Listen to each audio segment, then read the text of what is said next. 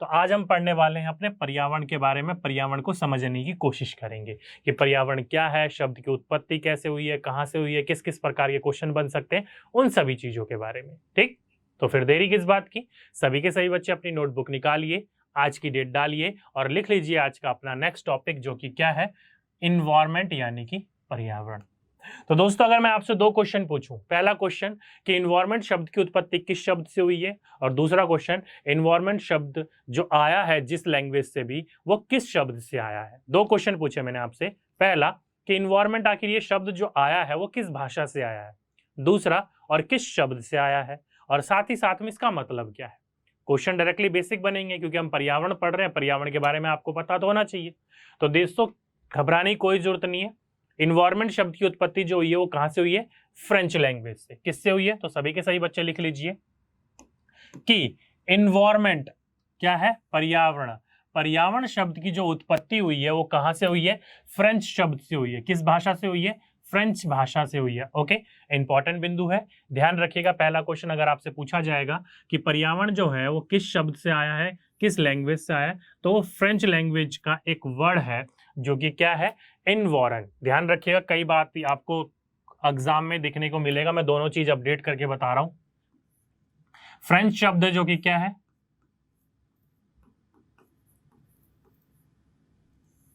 ये है, क्या है, एनवॉन। इन शब्द से आपका क्या आया है, निकल के आया। कई बार ये वाला शब्द ना देकर NER यानी कि उसके पीछे और लगा देता है, यानी कि ये शब्द। तो आपके एग्जाम में अगर इन्वायरन लिखा हो तो इन्वायरन भी ठीक होगा, अगर आपके एग्जाम में आपका ये वाला शब्द हो NER लगा दिया हो तो वो भी ठीक होगा। लेकिन अधिकतर आपको शब्द क्या मिलने देखने को मिलेगा, तो ये वाला शब्द देखने को मिलेगा। ठीक है, इस बात को ध्यान रखिएगा, अधिकतर आपको इन्वायरन देखने को मिलेगा। तो इन्वायरमेंट शब्द की फ्रेंच लैंग्वेज, फ्रेंच भाषा से उत्पत्ति हुई है, जो कि इन्वायरन शब्द से निकल कर आता है ये। ठीक है, पहला बिंदु ध्यान रखिएगा कि the word of environment is क्या, derived from the French word environ. यहां पर भी आप अपडेट कर लीजिए इस चीज को, अगर आपके एग्जाम में देखने को मिलेगा। मैंने दोनों चीजें बता दी है। अगर आपका ये शब्द हो तो इससे नहीं डरना, अगर ये शब्द हो तो इससे नहीं डरना, ये दोनों के दोनों ठीक रहेंगे आपके। ठीक है, लेकिन आपके एग्जाम में ज्यादातर प्रेफर किसको दिया जाता है, इसको किया जाता है। ठीक, चलिए पहली बात समझ में आ गई, कौन सी लैंग्वेज से आया, फ्रेंच लैंग्वेज से। किस शब्द से आया वो भी पता चल गया। अब बात करते हैं इसका अर्थ क्या होता है। तो इसका अर्थ होता है जो हमारा सराउंडिंग है, जो हमारा सराउंड है, यानी कि जो हमारा चारों ओर है, या घेरा जिसे आप बोल सकते हो, घेरा या फिर चारों ओर। तो आपके आसपास चारों ओर जो भी चीजें हैं वो क्या है, हमारा पर्यावरण है। चाहे वो जल हो, चाहे वो वायु हो, चाहे वो पशु हो, चाहे पेड़ पौधे हो, ये सारे के सारे क्या है, ये हमारा पर्यावरण है। क्या है, हमारा पर्यावरण। इसलिए कहा जाता है कि हमारे पर्यावरण को हमारे चारों ओर के भौतिक, रासायनिक तथा जैविक, ये सारी की सारी चीजें, चाहे फिजिकल हो, केमिकल हो या बायोलॉजिकल हो, ये सारी की सारी चीजें कहाँ आ जाती है, हमारे पर्यावरण के अंतर्गत आ जाती है। जैसे कि आप ये देखो, ये क्या है, तो एक चित्र दे रखा है आपका, किस चीज का, हमारे पर्यावरण का। इसमें चाहे वो तितली हो, मेंढक हो, तालाब हो, पेड़ पौधे हो, या फिर कोई भी पशु पक्षी हो, ये सारे के सारे क्या है, हमारे इन्वायरमेंट। तो देख सकते हैं क्या है, हमारे आसपास का घेरा है, या फिर हमारे चारों ओर की एक परिस्थितियां, सारी की सारी चीजें हैं। तो वो क्या कहलाएंगे, हमारा इन्वायरमेंट कहलाएगा। क्या कहलाएगा, हमारा इन्वायरमेंट कहलाएगा। ओके, इंपॉर्टेंट बिंदु है, पूछा जाएगा आपके एग्जाम में, तो आपको पता होना चाहिए। इन्वायरमेंट शब्द की उत्पत्ति फ्रेंच लैंग्वेज से हुई है, इन्वायरन शब्द से हुई है, जिसका मतलब होता है हमारे चारों ओर की चीजें, वही हमारा इन्वायरमेंट कहलाएगा। ओके, बिल्कुल बेसिक जानकारी है, सभी के सभी बच्चे समझ गए होंगे, किसी प्रकार की कोई भी डाउट नहीं हुआ किसी बच्चे में भी। चलिए आगे चलते हैं। आगे बात करी जाए तो ध्यान रखिएगा दोस्तों, जैविक और अजैविक, ये दो पॉइंट बहुत इंपॉर्टेंट है आपके। एक हो गया आपका जैविक और एक हो गया आपका अजैविक। क्या है ये दोनों के दोनों पॉइंट, इसको मैं आपको अभी अच्छे तरीके से समझाऊंगा, ध्यान रखिएगा। जैविक और अजैविक, बायोटिक एंड अबायोटिक, क्या है, व्यवस्थाओं में घनिष्ठ संबंध है और दोनों एक दूसरे को प्रभावित करते हैं। अतः पर्यावरण के जैविक और अजैविक घटकों के बीच के संबंध को, अध्ययन को क्या कहते हैं हम, पारिस्थितिकी यानी कि इकोलॉजी कहते हैं। तो यहां से क्या पता चला आपको, पारिस्थितिकी किसको कहा जाता है, तो आपके हमारे पर्यावरण के अंतर्गत जो भी जैविक या फिर अजैविक जो भी आपकी क्या है घटक है, उनके बीच में जो आपस संबंध है उन चीजों को समझने के लिए हम किस चीज का इस्तेमाल करते हैं, इकोलॉजी यानी कि पारिस्थितिकी का इस्तेमाल करते हैं। फॉर एग्जाम्पल के रूप में जैविक का अगर मैं उदाहरण देना का चाहूं तो कोई भी चीज जो जैविक के अंतर्गत आएंगी जो अपने आप में ही जिंदा है, फॉर एग्जाम्पल के रूप में पेड़ पौधे, फॉर एग्जाम्पल के रूप में जानवर, ये क्या है, सारे के सारे जैविक है। और वहीं अजैविक की बात करूं, फॉर एग्जाम्पल के रूप में जल, पत्थर, वायु, ये क्या है, अपने आप में अजैविक है। तो ये दोनों क्या है, आपस में घनिष्ठ रूप से संबंधित है। फॉर एग्जाम्पल के रूप में जैसे पौधा होता है, उसको बढ़ने के लिए क्या चाहिए होता है, सूर्य का प्रकाश, हवा, नमी वगैरह, ये सारी चीजें चाहिए होती हैं। तो ये दूसरे क्या है, एक दूसरे के ऊपर निर्भर है। पौधा जब बड़ा होगा उसी को तो कोई दूसरा जीव खाकर बड़ा हो पाएगा। तो क्या है, आपस में क्या है, एक दूसरे के साथ घनिष्ठ संबंध है। और आपस में एक दूसरे के साथ घनिष्ठ संबंध है, इसलिए इस चीज को समझने के लिए हम किसका सहारा लेते हैं, इकोलॉजी का सहारा लेते हैं। किस चीज का सहारा लेते हैं हम, इकोलॉजी का सहारा लेते हैं, जिसे हम क्या कहते हैं, तो पारिस्थितिकी कहते हैं। ओके, इंपॉर्टेंट बिंदु है, पूछा जाएगा आपके एग्जाम में, तो आपको इस चीज के बारे में पता होना चाहिए। जैसे कि आप ये चार्ट देखो, एक जैसे कि ये पूरा का पूरा एक चार्ट देखो जो कि मैंने आपको समझाने के लिए बनाया। फॉर एग्जाम्पल के रूप में मान लो ये हमारा क्या है, पर्यावरण है, हमारा क्या है, इन्वायरमेंट है।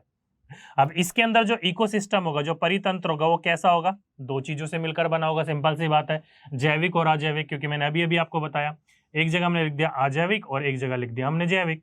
ठीक है, मान लीजिए ये क्या है, बायोटिक और अबायोटिक है, ये दो चीजें हमारी मिलकर बनी हुई है। अब देखिए जो अजैविक है, अजैविक मैंने अभी अभी आपको बताया, जो भी हमारी मृदा है यानी कि जो भी हमारा भूमंडल है, उस चीज को समझने के लिए हम करते हैं। वायु को समझने के लिए हम अपने वायुमंडल को पढ़ते हैं। जल को समझने के लिए हम जलमंडल को पढ़ते हैं। ठीक है, तो ये सारे के सारे चीजें क्या है, अजैविक है। और जैविक की बात करी जाए तो हमारे पौधे हो गए, हमारे पशु हो गए, या फिर सूक्ष्म जीव जो हो गए, बैक्टीरिया जो जहाँ पर हमारे जो अलग अलग प्रकार के जो माइक्रोब्स होते हैं, उन चीजों को समझे जाने हैं, तो वो सारे के सारे क्या होते हैं, जैविक। अब ये दोनों चीज जो है आपस में देख सकते हो घनिष्ठ रूप से संबंधित है। पौधे को बढ़ने के लिए मृदा भी चाहिए, वायु भी चाहिए, जल भी चाहिए। पशु को बढ़ने के लिए पौधे चाहिए और पौधों के लिए इन चीजों की आवश्यकता होती है। सूक्ष्म जीव को पशु चाहिए मरे हुए, और मरे हुए पशु क्या होंगे, धीरे धीरे अपनी एज पूरी कर लेंगे, या फिर दूसरे जानवर उनको मार देंगे, तो वो हो गया, उस प्रकार से हो गया। तो क्या है, ये आपस रूप में एक दूसरे से घनिष्ठ रूप से संबंधित है। और इन्हीं चीजों को समझने के लिए हम किस चीज का इस्तेमाल करते हैं, सहारा लेते हैं, इकोलॉजी का सहारा लेते हैं, पारिस्थितिकी का सहारा लेते हैं। ठीक है, इंपॉर्टेंट बिंदु है, इंपॉर्टेंट फैक्ट है, आपके एग्जाम में पूछा जाएगा, तो आपको इस चीज के बारे में पता होना चाहिए। ठीक, चलिए, इतनी सी बात समझ में आ गई सभी बच्चों को। अभी तक हमने केवल इतना पढ़ा कि इन्वायरमेंट क्या है, उसकी बेसिक चीजें, और साथ ही साथ में हम इकोलॉजी का किस तरह से इस्तेमाल करते हैं, और जैविक अजैविक क्या है। आगे चलते हैं, आगे चले तो लिख लीजिए दोस्तों, सजीवों और पर्यावरण की अंतर्निर्भरता, यानी कि जो भी सजीव जीव हैं उनको पर्यावरण के ऊपर कैसे वो आत्मनिर्भर है, कैसे वो एक दूसरे से अंतर संबंधित है, उन चीजों के बारे में हम बात करेंगे। ओके, तो क्या बात कर रहे हैं हम, तो हम बात कर रहे हैं इंटरडिपेंडेंसी, किस चीज के बारे में, तो बात कर रहे हैं लिविंग ऑर्गेनिज्म और इन्वायरमेंट की। ओके, तो सभी के सभी बच्चे लिख लीजिए पहला पॉइंट, सजीवों और पर्यावरण की अंतर्निर्भरता। चलिए, अब देखिए दोस्तों, फॉर एग्जाम्पल के रूप में अगर मैं आपसे बोलूं एक जानवर जो कि जीवित है, क्या है, जो कि जीवित है, फॉर एग्जाम्पल के रूप में मान लीजिए एक है टिड्डा। टिड्डा आपने देखा होगा, राम जी का घोड़ा जिसे कहा जाता है, चलो वो भी नहीं देखा, छोड़ लो आप। मान लीजिए हिरण है। अब हिरण क्या करता है, आसपास के जंगल झाड़ों को खाकर, घास फूस को खाकर अपने आप को जीवित रखता है। तो जो घास फूस है, आसपास की जो पत्तियां, वो कहाँ से मिल रही है उसके, तो पर्यावरण से मिल रही है। तो पर्यावरण और वो जो जीव जो है आपस में संबंधित है। उसको घास फूस मिलेगा, पीने के लिए पानी मिलेगा, स्वच्छ हवा मिलेगी, तभी तो वो जीवित रह पाएगा। अगर नहीं मिलेगी तो वो जीवित नहीं रह पाएगा। तो क्या है, आपस में एक दूसरे के साथ अंतर संबंधित है। तो चलिए इसी चीज को अच्छे तरीके से समझते हैं, और आपके एग्जाम पॉइंट ऑफ व्यू से कैसे आपके एग्जाम में क्वेश्चन देखने को मिलते हैं उस चीज को समझते हैं। देखिए, आप सभी को पता है दोस्तों कि ऊर्जा जो है वो सभी जीवों को क्या है, ऊर्जा क्या है, ऊर्जा अलग है। फॉर एग्जांपल के रूप में मुझे कार्य करने के लिए ऊर्जा चाहिए। फॉर एग्जांपल के रूप में आप ये मानिए, आपका जो बल्ब जलता है ना, घर के अंदर ट्यूबलाइट वगैरह जलती है, उसको जलने के लिए भी क्या चाहिए, बिजली चाहिए, ऊर्जा चाहिए। ऊर्जा कहाँ से मिलती है, तो उसको मानव द्वारा निर्मित किया जाता है। फॉर एग्जाम्पल के रूप में हमारा शरीर है, हमारे शरीर को चलने के लिए क्या चाहिए, ऊर्जा चाहिए। ऊर्जा के लिए हम क्या करते हैं, अलग अलग प्रकार का खानों का सेवन करते हैं, और वो हमें ऊर्जा देती है, एनर्जी देती है।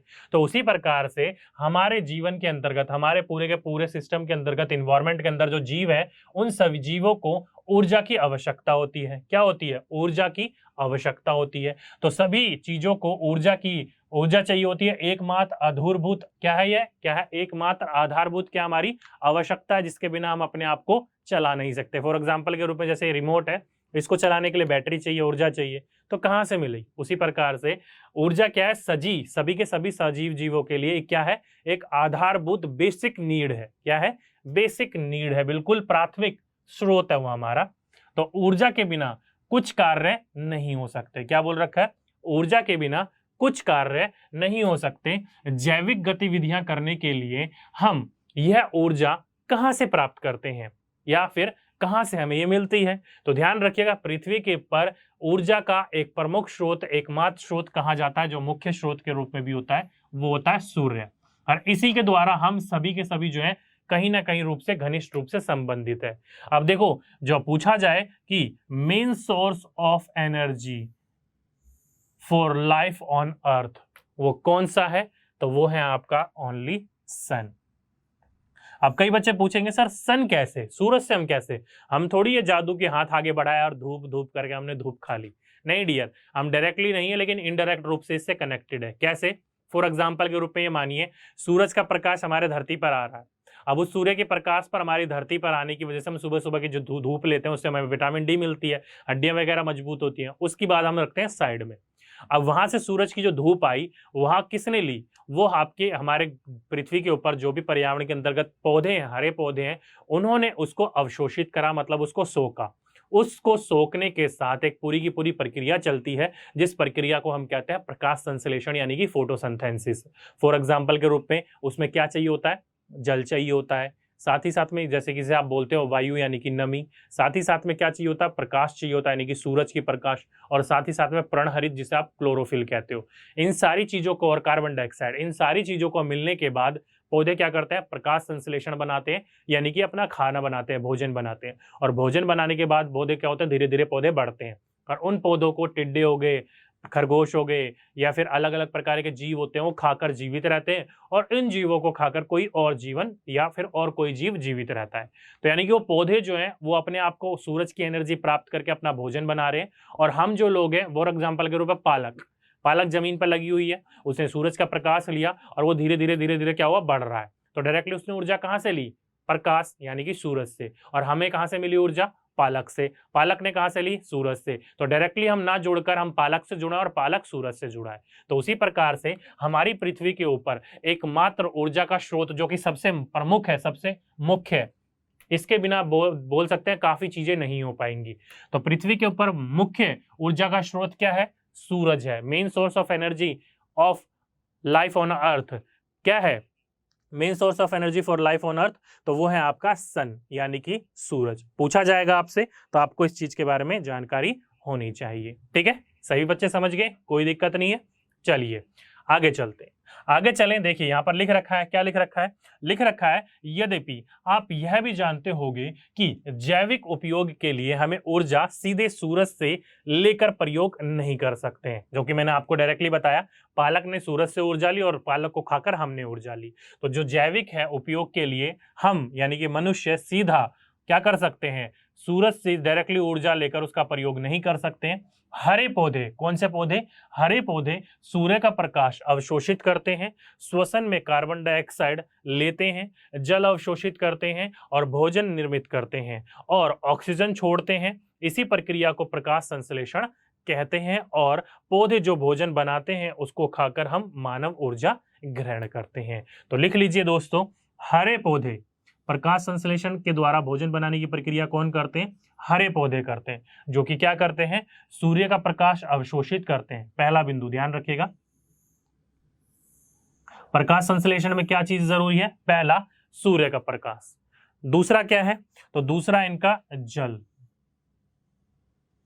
दूसरा क्या है? जल। और तीसरा क्या है? पर्णहरित, यानी कि जिसे आप क्लोरोफिल कहते हैं। यहां पर नहीं लिख रखा, कोई बात नहीं, ध्यान रखिएगा इस बात का कि वो जो पौधे होते हैं, वो सूर्य का प्रकाश, जल और कार्बन डाइऑक्साइड और पर्णहरित का इस्तेमाल करके क्या करते हैं, तो वो निर्माण करते हैं भोजन का, और उसको हम क्या कहते हैं, तो उसको हम कहते हैं प्रकाश संश्लेषण यानी कि फोटोसिंथेसिस। ठीक है, इंपॉर्टेंट बिंदु है, पूछा जाएगा आपके एग्जाम में कि पौधों के द्वारा भोजन बनाने की प्रक्रिया को क्या कहा जाता है, तो प्रकाश संश्लेषण कहते हैं, फोटोसिंथेसिस कहते हैं। जिस चीज के अंतर्गत किन किन चीजों की आवश्यकता होती है, तो फोटोसिंथेसिस के अंतर्गत जो आवश्यकता होती है वो होती है आपकी पहली, इस पॉइंट के हिसाब से देखा जाए तो वो होती है आपकी सनलाइट। क्या होती है, यानी कि सूर्य का प्रकाश। दूसरा क्या होता है, कार्बन डाइऑक्साइड। क्या होता है, कार्बन डाइऑक्साइड।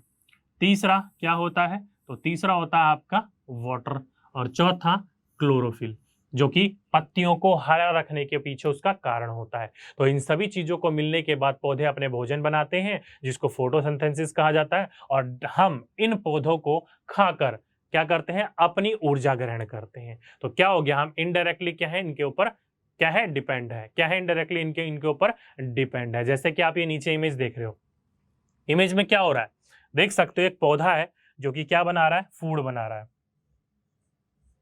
ये पौधा क्या कर रहा है, ये पौधा डायरेक्टली फूड बना रहा है। कैसे, सूर्य का प्रकाश गया, ठीक। अभी सूर्य के प्रकाश में क्या क्या चीजें चाहिए, तो ये पौधा क्या कर रहा है, CO2 क्या कर रहा है, कार्बन डाइऑक्साइड, साथ ही साथ में एनर्जी यानी कि सनलाइट, जिसे आप बोल सकते हो, क्या बोल सकते हो, सनलाइट।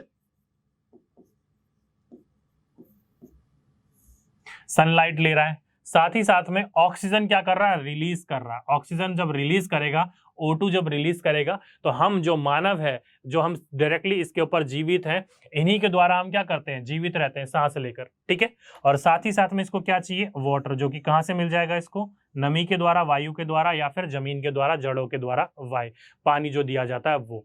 और साथ ही साथ में क्लोरोफिल का इस्तेमाल करके ये क्या बना रहा है, अपना फूड बना रहा है। क्या बना रहा है, फूड बना रहा है, जिसको हम क्या कहते हैं, तो इस हम सभी लोग जो हैं इसको इंग्लिश में कहते हैं फोटो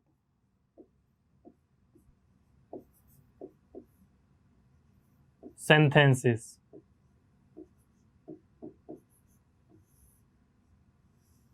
क्या कहते हैं, फोटोसिंथेसिस कहते हैं। ओके, इंपॉर्टेंट बिंदु है, पूछा जाएगा। तो यहां से 3 क्वेश्चन बने।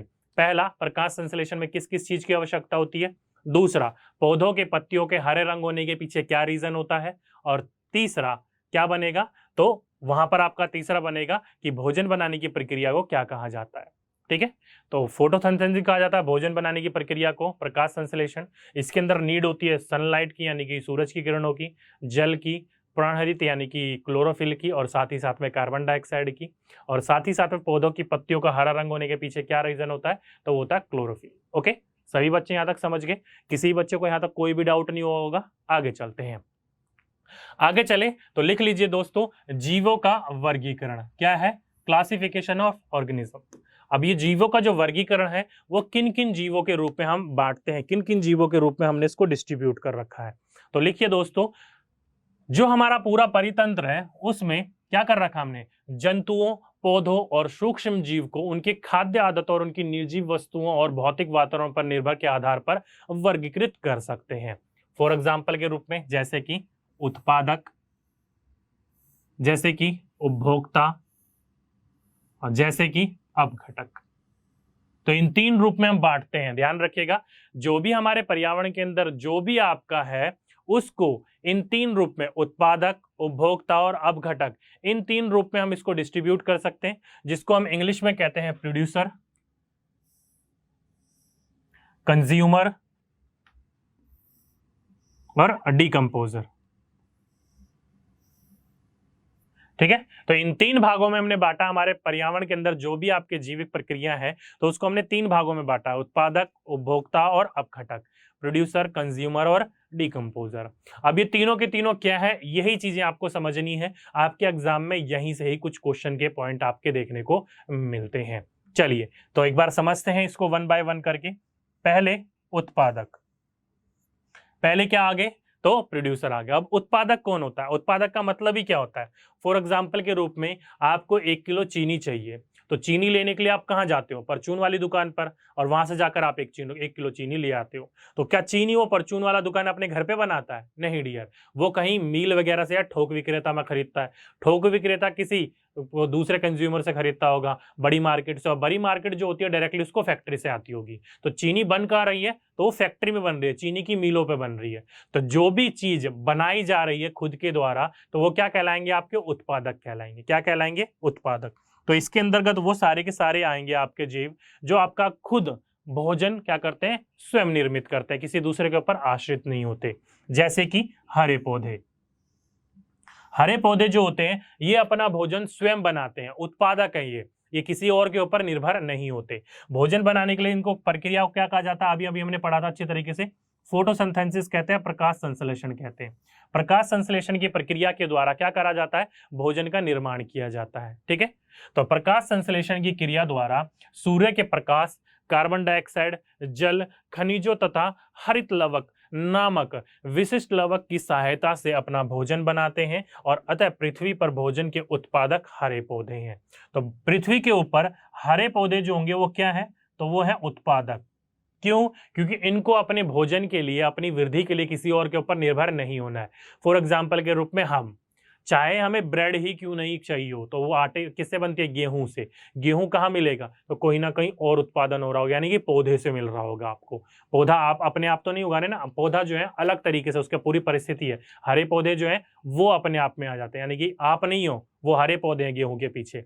ठीक है, या फिर फॉर एग्जाम्पल के रूप में कोई भी A to Z कुछ भी मान लीजिए, हरे पौधे जो होते हैं वही उत्पादक के अंतर्गत आते हैं, वही क्या होते हैं? प्रोड्यूसर होते हैं। बाकी सारे के सारे क्या होते हैं? या तो कंज्यूमर होंगे या फिर डिकम्पोजर होंगे। ओके, कैसे? तो पहले आप समझिए, हरे पौधे जो होते हैं वो प्रकाश संश्लेषण के द्वारा क्या करते हैं? अपना भोजन बनाते हैं, अपने आप को क्या करते हैं? बड़ा करते हैं। क्या करते हैं? अपने आप को बड़ा करते हैं, विकसित करते हैं। मनुष्य या जानवर उसको खाकर जीवित रहते हैं। तो हरे पौधे क्या थे? किसी के ऊपर निर्भर हुए? नहीं, वो जानवर या हम उसके ऊपर निर्भर है, पौधों के ऊपर। तो पृथ्वी के ऊपर क्या है? भोजन के उत्पादक के रूप में हम किसको जो जानते हैं? वो जानते हैं हरे पौधे को। हरे पौधे क्या कहलाएंगे? वो कहलाएंगे आपके प्रोड्यूसर, यानी कि उत्पादक। ठीक है, सभी बच्चे समझ गए? किसी बच्चे को कोई भी दिक्कत नहीं है? चलिए आगे चलते हैं। तो ये हमने क्या बात कर ली? हमने बात कर ली प्रोड्यूसर्स की, जो कि खुद अपने भोजन का निर्माण करते हैं। ठीक, चलिए आगे चलते हैं। नेक्स्ट आ गया आपका उपभोक्ता। उपभोक्ता मतलब कंज्यूमर्स। अब कंज्यूमर क्या है? तो ये उसके ऊपर निर्भर होते हैं जो उत्पादक होते हैं। जैसे कि देखिए लिख रखा है, वह जीव जो हरे पौधे यानी कि उत्पादकों का भक्षण करते हैं, यानी कि उनको खाकर जीवित रहते हैं, उपभोक्ता समूह में आते हैं। वह कार्बनिक पदार्थ से अपनी ऊर्जा प्राप्त करते हैं और परपोषी कहलाते हैं। क्या कहलाते हैं? तो हेटेरोट्रॉप्स कहलाते हैं। ठीक है, परपोषियों में शाकाहारी जो जीवित पौधे और उनके उत्पादकों के उपयोग के ऊर्जा प्राप्त करते हैं, और मांसाहारी जो जीवित जंतुओं के उपयोग से ऊर्जा प्राप्त करते हैं, वह सारे के सारे आते हैं। क्या बोला? उपभोक्ता के अंतर्गत या तो आएगा आपका शाकाहारी या फिर आएगा आपका मांसाहारी। शाकाहारी वो होंगे जो कि पौधों को खाकर या पौधों से बने उत्पादकों को खाकर जीवित रहते हैं या फिर अपना काम चलाते हैं, अपना ऊर्जा ग्रहण करते हैं। मांसाहारी वो होगा जो जीवित जंतुओं को खाकर अपनी ऊर्जा ग्रहण करते हैं, वो क्या कहलाएंगे? आपके मांसाहारी। फॉर एग्जाम्पल के रूप में शाकाहारी के रूप में देखिए हिरण। हिरण क्या है? पौधों को खाकर जीवित होता है। फॉर एग्जाम्पल के रूप में कई बच्चे कहेंगे कि सर मनुष्य भी तो कई होते हैं वेजिटेरियन और कई होते हैं नॉन वेजिटेरियन। तो डियर, मनुष्य जो होता है ना ही शाकाहारी होता है और ना ही मांसाहारी होता है, वो सर्वाहारी होता है, यानी कि दोनों के दोनों चीज का कंज्यूम करता है वो। ठीक है, तो कुछ ऐसे होंगे जैसे कि हिरण। हिरण को कभी आपने मांस खाते हुए देखा है? नहीं डियर, वो पौधों को खाकर या उसके द्वारा उत्पादक को बने हुए को खाकर, जैसे कि भैंस, वो पौधों को खाकर या उसके बने हुए उत्पादकों को खाकर जीवित रहती है, और हम उससे मिलने वाले उत्पादकों के ऊपर निर्भर होते हैं। और मांसाहारी जीवित जंतुओं को खाकर जीवित रहते हैं। ठीक है, तो डायरेक्टली मैंने क्या बताया? उपभोक्ता आपके वो होंगे जो कि हरे पौधे यानी कि उत्पादकों के ऊपर निर्भर होंगे। पौधा बड़ा हुआ, पौधे को खाकर किसी जीव क्या हुआ? बड़ा हुआ, और उस जीव से हमने कुछ ना कुछ प्राप्त करा, तो हम क्या कहलाए? उपभोक्ता कहलाए। क्या कहलाए हम? कंज्यूमर कहलाए। ठीक है, उत्पादक समझ में आ गया, उपभोक्ता समझ में आ गया। किसी बच्चे को कोई भी डाउट नहीं होगा यहां तक? आगे चलते हैं। दूसरों शब्दों में हम उपभोक्ता को शाकाहारी, मांसाहारी और सर्वाहारी में और परजीवी जैसे समूहों में वर्गीकृत कर सकते हैं। शाकाहारी वो जो पेड़ पौधों के ऊपर जीवित है, मांसाहारी वो केवल जो पेड़ पौधों को खाकर जीव जीवित है, उस जीवों को खाकर जीव जीवित है, वो मांसाहारी, और श्रवाहारी वो जो दोनों के दोनों को खाकर जीवित है। ओके, इंपॉर्टेंट है। और परजीवी तो मुझे समझाने की कोई जरूरत ही नहीं है आप सभी बच्चों को, क्योंकि जब भी किसी की डेथ हो जाती है जानवरों या किसी भी चीज में, तो धीरे धीरे सेल गड़ने लग जाती है, तो उस पर अलग अलग प्रकार के बैक्टीरिया जो होते हैं, पैरासाइट्स जो होते हैं, उनको खाकर वो क्या कहते हैं, जीवित रहते हैं। ठीक है, तो ये 4 समूहों में बांटा गया है। और मनुष्य किसके अंतर्गत आता है, तो वो आता है ऑमनिवोरस के अंदर, यानी कि सर्वाहारी के अंतर्गत। ओके, क्योंकि मनुष्य जो होता है वो पौधे भी खाता है और वो जीवों को भी खाता है। ठीक है, नेक्स्ट और लास्ट आ गया क्या आपका, तो वो आ गया आपका डिकम्पोजर। लेकिन उससे पहले अपने खाद्य पदार्थों के प्रकार के आधार पर उपभोक्ता जो है वो 3 समूहों में विभाजित है। उपभोक्ता जो है वो 3 समूहों में विभाजित है। कौन कौन सा, प्राइमरी प्राथमिक, जिसे इंग्लिश में कहा जाता है प्राइमरी कंज्यूमर, द्वितीयक यानी कि उपभोक्ता यानी कि सेकेंडरी, और लास्ट में आ जाता है तीसरा यानी कि तृतीय उपभोक्ता। तो ध्यान रखिएगा, इस आधार पर जो उपभोक्ता होता है वो 3 प्रकार में, पहला प्राथमिक, द्वितीयक और तृतीय उपभोक्ता के अंतर्गत डिस्ट्रीब्यूट किया गया है।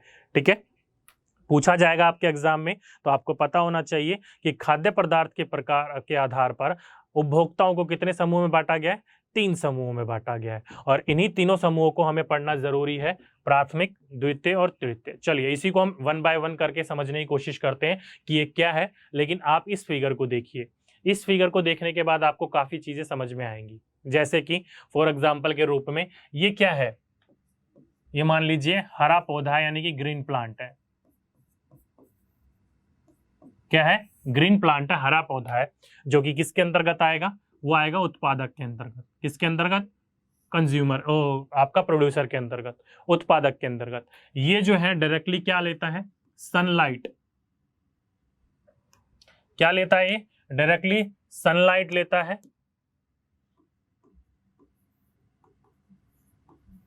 सनलाइट लेकर डायरेक्ट अपना भोजन बनाता है।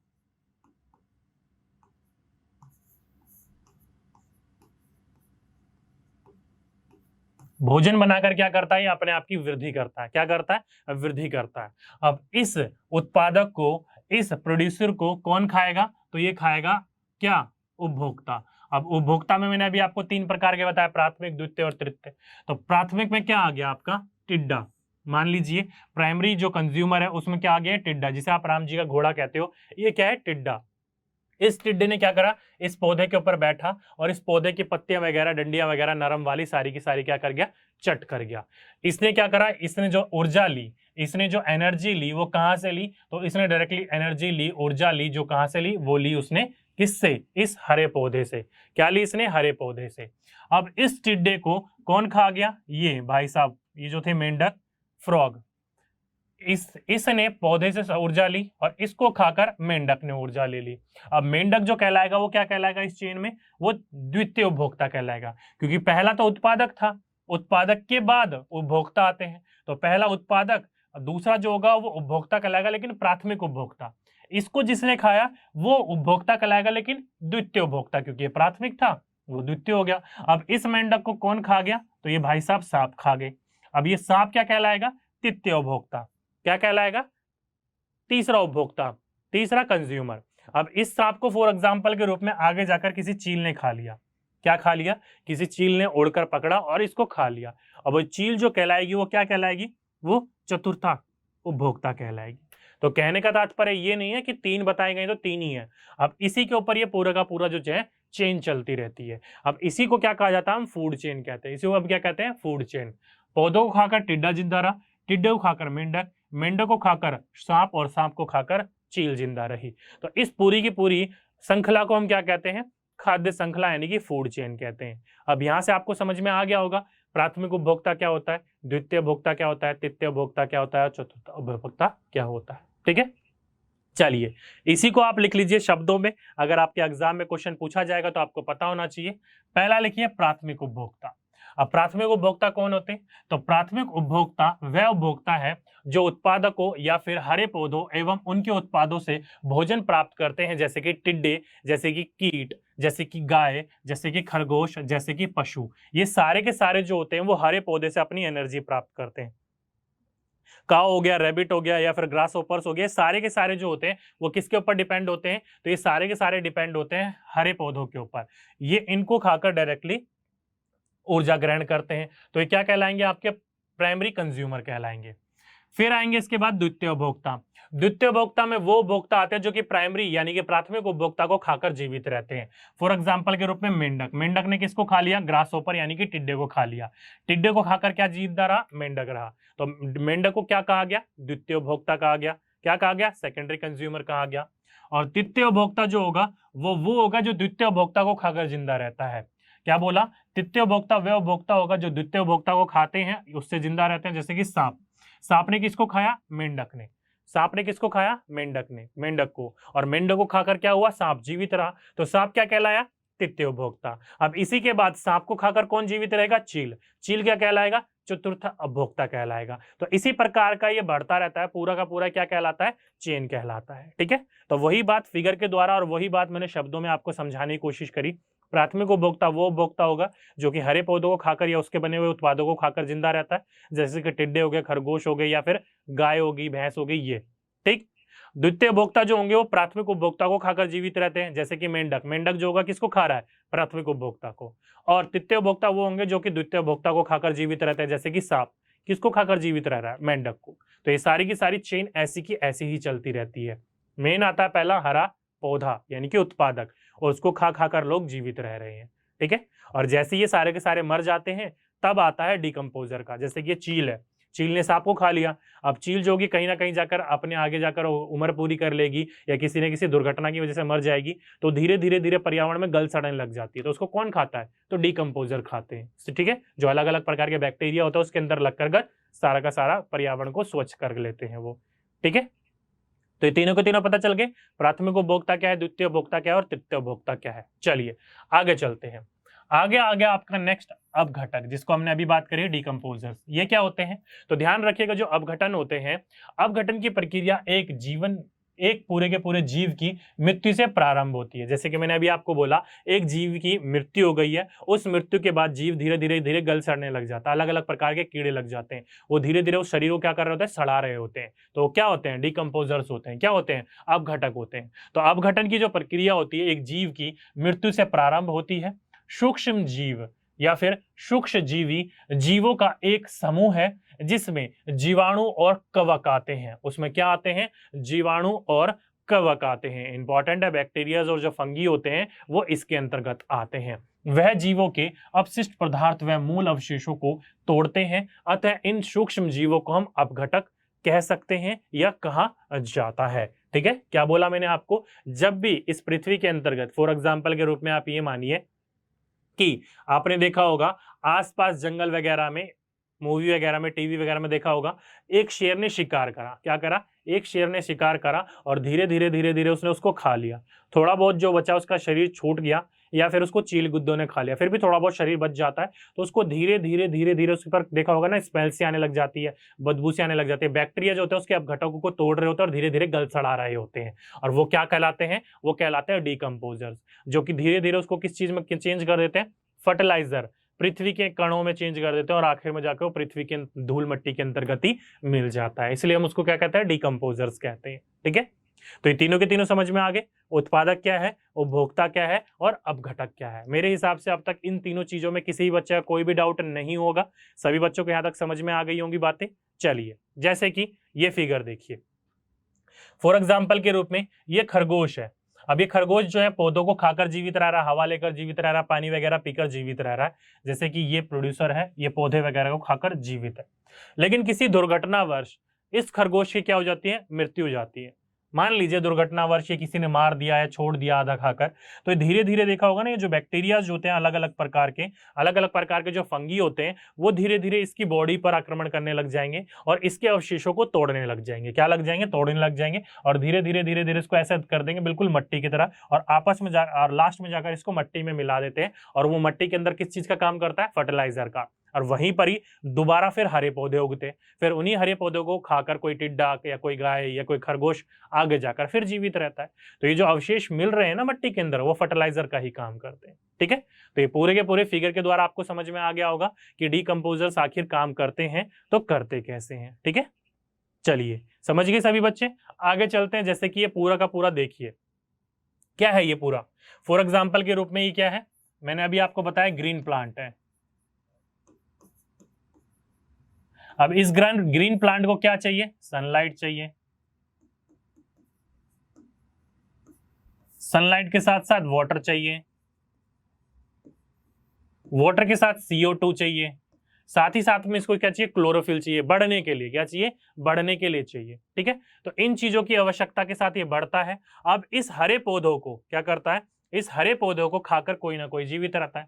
फॉर एग्जाम्पल के रूप में ग्रास हॉपर जीवित रहेगा, फॉर एग्जाम्पल के रूप में चूहे ने खा लिया वो जीवित रहेगा, फॉर एग्जाम्पल के रूप में किसी अर्थवॉर्म वगैरह ने या किसी और चीज ने इसको खाकर जीवित रह लिया, या किसी प्रकार का जो भी कैटरपिलर होता है वो खाकर इसको जीवित रह रहा है। तो ये सारे के सारे क्या कहलाएंगे, तो ये सारे के सारे कहलाएंगे प्राइमरी कंज्यूमर, यानी कि प्राथमिक उपभोक्ता कहलाएंगे। क्या कहलाएंगे, सारे के सारे प्राथमिक उपभोक्ता। अब ये देखिए, इस टिड्डे को किसने खा लिया, मान लीजिए मेंढक ने ना खाकर किसने खा लिया, किसी चिड़िया ने खा लिया। अब इस चिड़िया को किसने खा लिया, जाकर सांप ने खा लिया। क्या खा लिया, सांप ने खा लिया। या फॉर एग्जाम्पल के रूप में चूहे ने पौधों को खाया था, और चूहे को किसने खा लिया, सांप ने खा लिया, डायरेक्टली सांप ने खा लिया। या फिर फॉर एग्जाम्पल के रूप में ये जो कैटरपिलर था, इस कैटरपिलर ने इस पौधे को खाया, और इस पौधे को डायरेक्टली, इस कैटरपिलर को किसने खा लिया, डायरेक्टली चिड़िया ने खा लिया। और चिड़िया को किसने खा लिया, दोबारा सांप ने खा लिया। और इस सांप को आखिर में किसने खा लिया, चील ने खा लिया। तो देख सकते हो ये आपस में किस प्रकार से घोच पोच हो रखा है, किस प्रकार से मिल रखा है। डायरेक्टली ये चीज यहाँ खा रही है, ये चीज यहाँ पर खा रहा है, ये इसको खा रहा है, ये इसको खा रहा है, कहीं पर भी कोई भी, ये इसको भी खा रहा है, ये इसको भी खा रहा है, और इसको ये खा रहा है। तो ये सारी आपस में क्या चीजें मिली हुई है, क्या है, मिली हुई है। इसलिए इसको क्या कहा जाता है, फूड वेब कहा जाता है। क्या कहा जाता है, खाद्य जाल कहा जाता है। अभी मैंने आपको बोला प्राथमिक, द्वितीय, तृतीय और चतुर्थ उपभोक्ता, ये सारे उपभोक्ता क्या है, सीरीज में, इसलिए उसको क्या कहा जाता है, फूड चेन कहा जाता है। क्या कहा जाता है, फूड चेन कहा जाता है। और ये आपस में एक दूसरे के ऊपर निर्भर है, इसलिए इसको फूड वेब कहा जाता है। इसके अंदर कोई भी स्पष्टता नहीं होती, कोई भी किसी भी जीव को खा रहा होता है। कभी यहाँ पर चिड़िया जो टिड्डे को खा रही है, कभी चिड़िया अपने आप में आकर कैटरपिलर को खा जाएगी। तो क्या है, आपस में एक दूसरे के साथ जुड़ी हुई है, इसलिए इसको फूड चेन कहा जाता है। ठीक है, इंपॉर्टेंट बिंदु है, पूछा जाएगा आपके एग्जाम में, तो आपको इस चीज के बारे में पता होना चाहिए। सभी बच्चे समझ गए। चलिए आगे चलते हैं। आगे बात करी जाए, जैसे कि मैंने अभी आपको चित्र में दोबारा समझाया था, तो इसलिए दोबारा लिख लीजिए सभी के सभी बच्चे लिखित रूप में कि हमने परितंत्र में मात्र एक खाद्य श्रृंखला की चर्चा की है। एक परितंत्र में कई खाद्य श्रृंखलाएं हो सकती है, जैसे कि अभी हमने फिगर में बात करी, एक से ज्यादा श्रृंखला मैंने आपको बताई। चिड़िया कभी ग्रासहोपर को खा रही थी, कभी कैटरपिलर को खा रही थी। तो ये आपस में क्या होते हैं, सारे के सारे संबंधित होते हैं, इसलिए इसको क्या कहा जाता है, अंतर संबंधित होने के कारण तो इनको सभी को कहा जाता है खाद्य जाल, यानी कि फूड चेन कहा जाता है। क्या कहा जाता है, इसको फूड वेब कहा जाता है। सॉरी, फूड चेन तो एक तरीके से बिल्कुल सीधी रेखा में आपस में ये क्या है, आपस में घोच पोच है, तो इसलिए क्या कहा जाता है, खाद्य जाल, यानी कि फूड वेब कहा जाता है इसको। ठीक है, सही बच्चे समझ गए, कोई दिक्कत वाली बात नहीं होगी। यहाँ तक जो भी मैंने आपको फिगर में दिखाया, फिगर में समझाया, वो सारी की सारी चीजें समझ गए होंगे, किसी बच्चे को अब तक यहाँ तक कोई प्रॉब्लम नहीं होगी।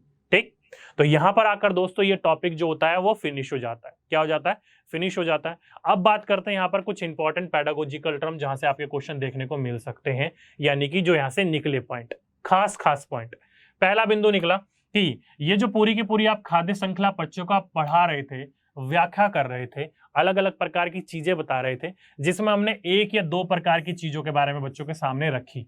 ठीक है, अब इसी प्रकार से आप बच्चों को बोल सकते हो कि बच्चों आपके आसपास के पर्यावरण में और कौन कौन से ऐसे क्या है, फूड चेन या फूड वेब है जिसके बारे में आपको पता है, उसके बारे में आप बताइए, चर्चा करिए। फॉर एग्जांपल के रूप में सूर्य के प्रकाश से हमने क्या उत्पन्न करा, चारा उत्पन्न करा, मक्का उत्पन्न करा। उस मक्के को किसने खाया, गाय ने। गाय ने हमें क्या दिया, दूध, और दूध का इस्तेमाल किसने करा, मनुष्य ने। तो इस प्रकार के जो दैनिक जीवन के अंतर्गत पूरी की पूरी समस्याएं होती हैं, वो बच्चों के सामने रख सकते हो। यानी कि बच्चों को क्या कर रहे हो, जो किताबी ज्ञान है, जो बुक की बच्चे की नॉलेज है, वो कहां पर ला रहे हो, तो वो ला रहे हो आप रियल लाइफ में। जो बच्चे की किताबी ज्ञान है, किताबी नॉलेज है, वो कहां पर ला रहे हो आप, रियल लाइफ में। तो इस प्रकार से बच्चों को अगर करोगे तो बच्चा क्या होगा, इस प्रकार की चीजें समझने में उसको क्या मिलेगी, मदद मिलेगी। क्या मिलेगी, समझने में मदद मिलेगी। और इस प्रकार से कैसे एक जीव एक दूसरे के ऊपर आश्रित है, एक दूसरे के ऊपर डिपेंड है, उस चीज को बच्चे को समझने में सहायता मिलेगी। ठीक, एक पॉइंट ये हो गया।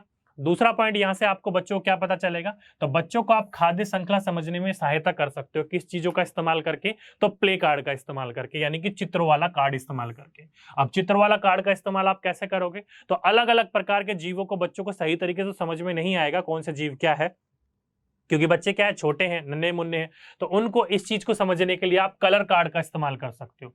क्या कर सकते हो, कलर कार्ड यानी कलर कोड का इस्तेमाल कर सकते हो। फॉर एग्जांपल के रूप में आप क्या कर सकते हो, शाकाहारी लोग या जो उत्पादक है उसके लिए आप क्या कर सकते हो, हरा रंग ले सकते हो। जो शाकाहारी है उसके लिए पीला रंग ले सकते हो। जो आपके मांसाहारी है उसके लिए आप लाल रंग ले सकते हो। जो आपके श्रवाहारी है उसके लिए आप नारंगी रंग ले सकते हो। और जो आपके अपघटक है उनके लिए आप नीला रंग ले सकते हो। इस प्रकार के कार्डों का इस्तेमाल करने से बच्चों के अंतर्गत क्या होगा, धीरे धीरे उनको पता चल पाएगा कि हाँ भाई उपभोक्ता क्या है, शाकाहारी क्या है, मांसाहारी क्या है, श्रवाहारी क्या है या अपघटक क्या है। इन चीजों के बच्चे के बारे में धीरे धीरे पता चल पाएगा। एक बार से ही आप सारी की सारी चीजों को समझ जाए बच्चा, उसके अंतर्गत आप पूरा का पूरा अपने अंदर ये विश्वास ना रखिए कि बच्चा एक ही बार में चीजें समझ लेगा।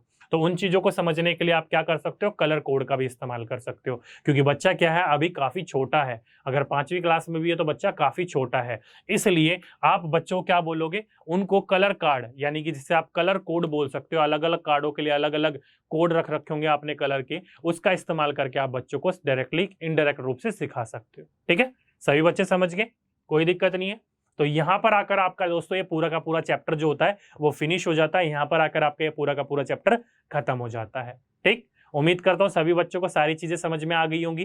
काफी बेसिक तरीके से मैंने आपको समझाने की कोशिश करी है। तो दोस्तों आज हमने क्या कंप्लीट कर लिया, तो हमारा जो पर्यावरण है, जो हमारा इन्वायरमेंट है, वो समझाने की मैंने आपको पूरी की पूरी कोशिश करी। सारी की सारी चीजें आपको अच्छी तरीके से समझ में आ भी गई होंगी।